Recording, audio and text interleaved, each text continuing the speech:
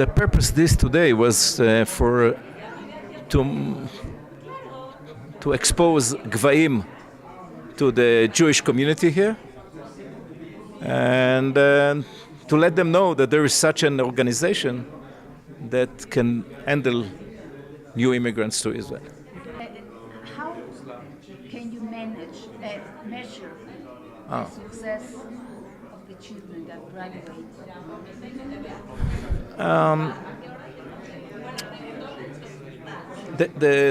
The system in Israel is different than other places.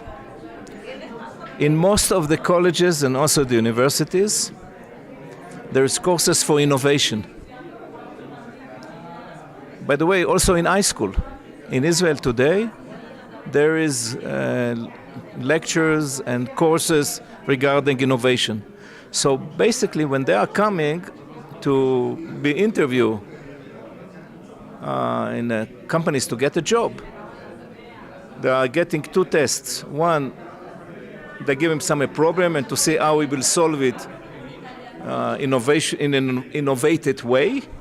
And the second thing is technological capabilities. So there are big differences between the colleges and the universities, but also the people.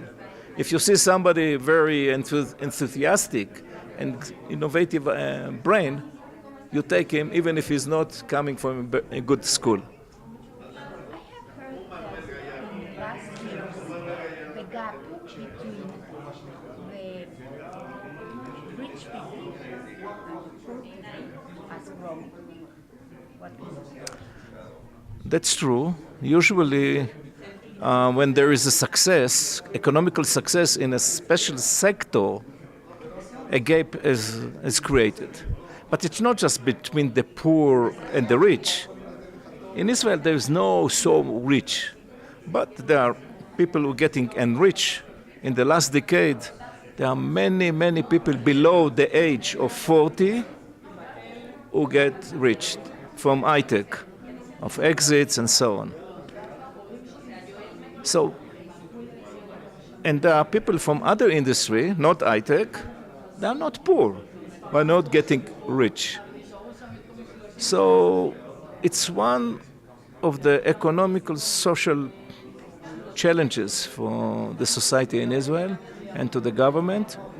What we are doing, we are encouraging the young guys to learn those professions which are more needed and to give them some incentive to do so. For instance, I would say 5 years ago, there were not enough software people, programmers.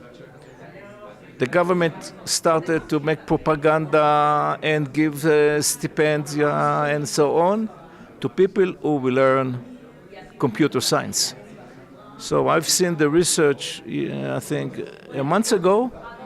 The most demanded course in the universities is computer science. So the government trying to bring the people to the place where their capability to make their life better, they will go there. The poor people, or the getting on a yearly basis, you can see that their standard of living is going up, but not good enough. The richest become more rich, and they are not become poor. In Israel, there is no real poverty. So when you see, usually when people say to me, poor people, it's not compared to South America. You know, there is no hungry people in Israel. But they are less. So there is a lot of program to support them, but usually we are giving them tools, not the fish. So the idea is not to give them the fish, so they will be lazy not doing, but to give them the tools. And the tools at education, I spoke about accessibility of education. If somebody has a certain profession, the government pay for his switching to another profession, so in order to improve. But I know that many jobs have been lost because of the new technology. how is the technology helping to get to the people to get new jobs? Yeah, it's. I mentioned it also in my lecture here. The new technologies sometimes are coming with disruptive effects on the society, but it's also create new professional. The problem is that the new technology is growing faster than the creation of new professional.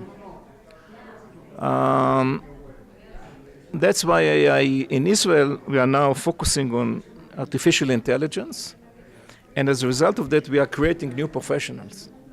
People who know how to deal with robots, people who know how to program robots, people who know how to analyze.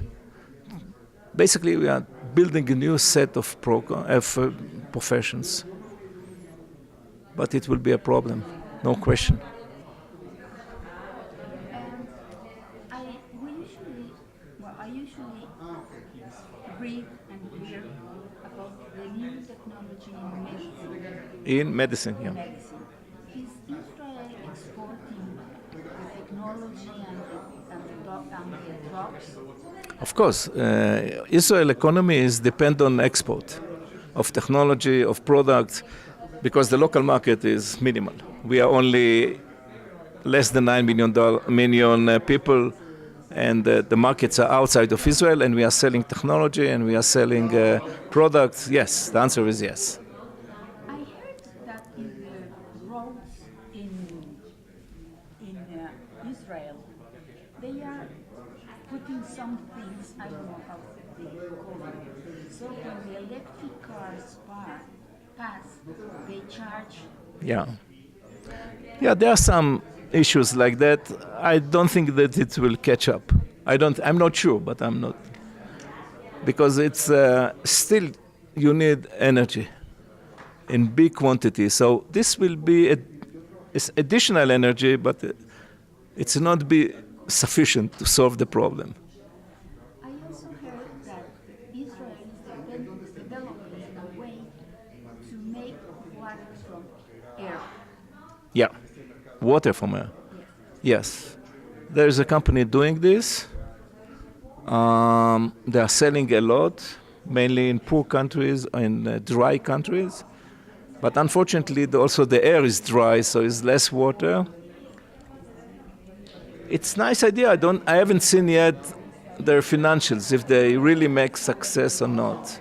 So it's a bright idea, but it depends. It's related on the weather, on the humidity in the air. And if it's a desert and the air is dry, there's no water there. Or there is some humidity, so there are small quantity. But I know that they are selling very good in India. And in India, they are selling is because the water that you get in this system are purified. So it's a good water. And sometimes it's a solution for in Africa. So there's a lot of humidity. By the way, it could be a solution also in Panama or, I don't know, in place where there are humidity. And then you put them anywhere. It's a nice product. You got good drinking water without anything. But it depends on the humidity in the air. But in those countries mainly, the water are not for drinking water. You have to go to buy mineral water, which is expensive. So this can be a solution, but... Can you tell me something else? If you analyze economies around the globe, and you see what are the engine for growth, the most important one is innovation. The more innovation will be part of the culture, the business culture, and the more successful the economy will be. And in order to create this, you have to change the state of mind of people. And innovation is also not to be satisfied of the status of yourself today. You have to think, what should I do? What should I do? What should I do? That's part of, and we are teaching from young kids When they are grown up, it's become part of the way of thinking, the state of mind. It's coming automatically because this is an engine for growth for economy.